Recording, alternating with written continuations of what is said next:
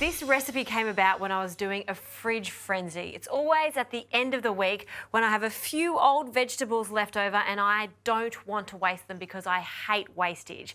This is very similar to a dolmade, but instead of using vine leaves, I'm going to be using some silverbeet. Now, my dad grows the best silverbeet, so I've always got lots of it in my fridge, and it's super tasty because I'm going to be putting it in a rich and thick tomato sauce.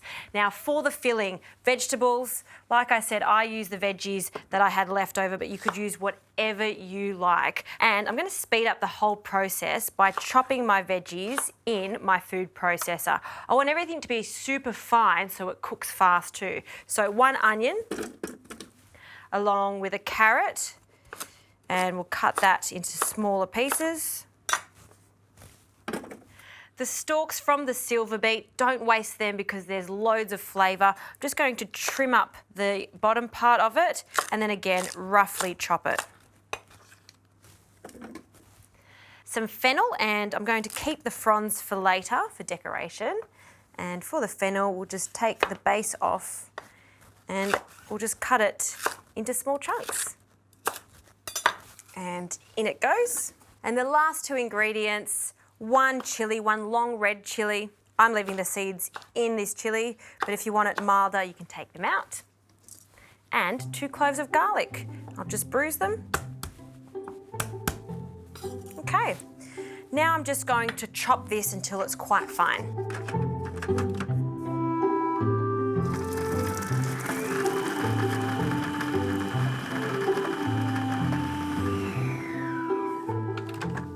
All right. Perfect.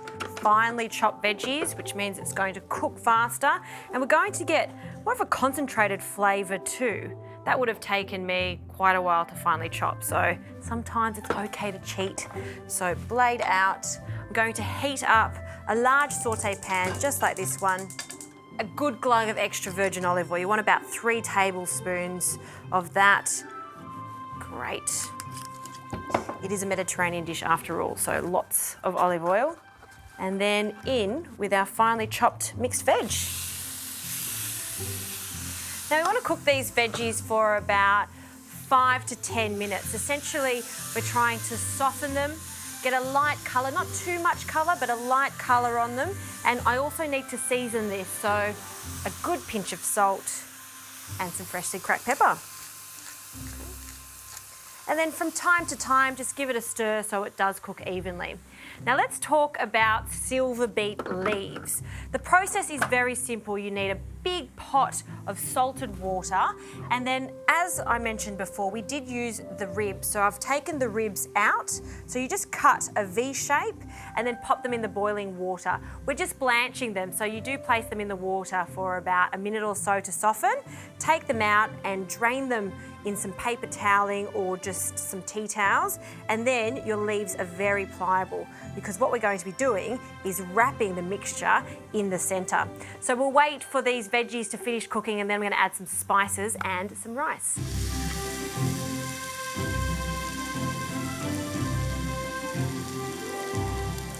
Okay, this is softened down nicely, so we can add our spices. You want to leave the spices to this stage because if you put them in too early, they'll burn. We just want to lightly toast them. So I'm using some allspice, about a tablespoon, and some cumin. Again, another tablespoon. And now I'm going to turn the heat off and just let that toast away for a moment. And then just to bulk this out, in my fridge frenzy, I did have some leftover rice, and this works really well for this recipe. So about 1/2 cup of cooked rice can go in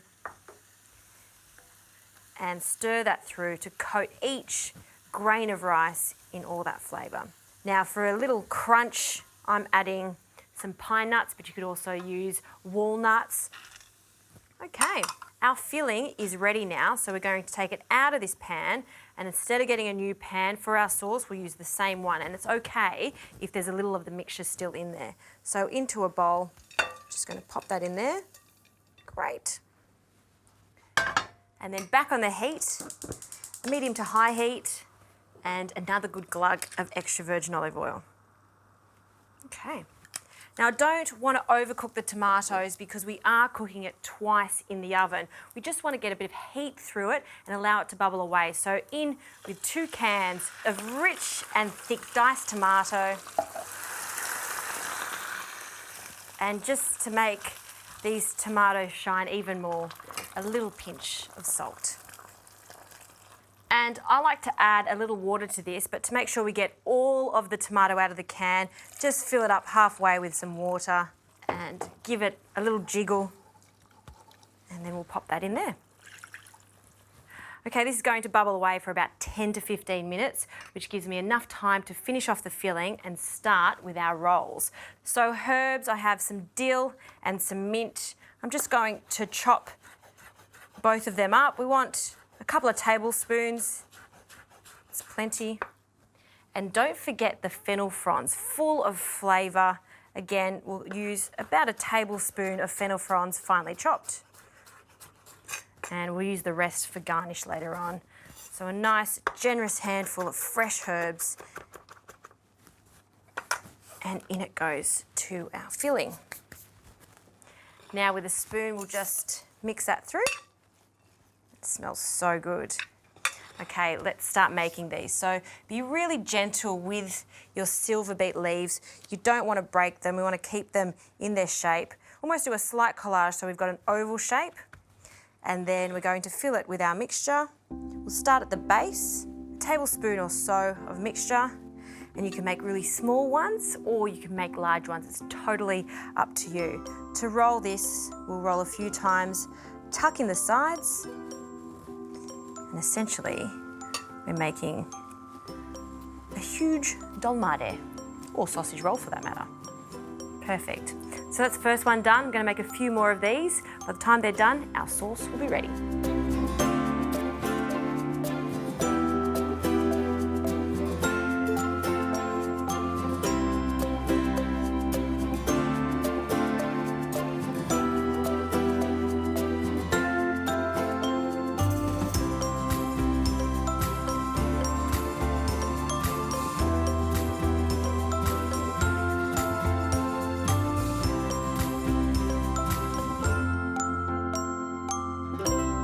The rolls are ready to go, and you can see I've got some filling left, but don't waste it. I hate waste, like I said, so we're just going to pop that straight into our tomato sauce, and then we'll mix that through, and you can see that this sauce has reduced slightly. It smells fantastic.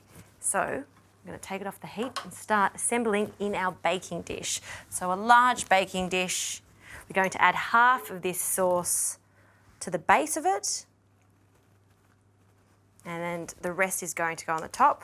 We'll spread that out evenly, and then we're going to start adding our little rolls. Now, the reason I place tomato sauce on the base and the top is to keep these little rolls nice and moist as they cook. Make sure that they're quite snug, right next to each other. And the last two, oh, look at that. And the rest of the sauce goes over the top, just a coat. Just going to spread that out to cover it. A little lick of olive oil, and then this bakes in the oven for 20 minutes at 180 degrees.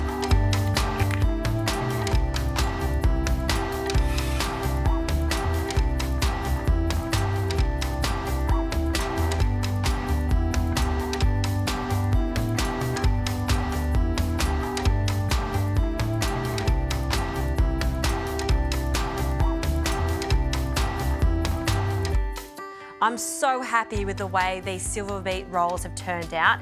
They look so appetizing, but now I want to give it the finishing touches. Some yogurt, so just Greek yogurt, and I need to loosen this up so I can drizzle it over our dish. So just a small splash of water.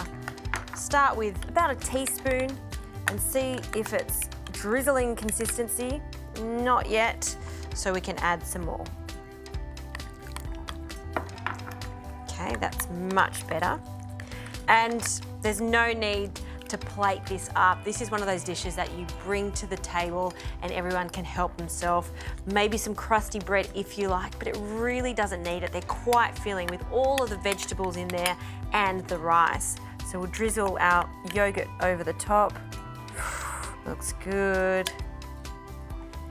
And this is just a hint of acidity and freshness. And then the rest of those herbs, the fennel fronds, the dill and the mint, I'm going to finely chop them for a light sprinkling over the top, just for a pop of colour. That looks pretty good for a fridge frenzy. You could put whatever you like inside it. You could even add some meat, but what I like about this is it's vegetarian, it's gluten-free, and we're not wasting. Did I mention I hate wasting? I did a few times, didn't I?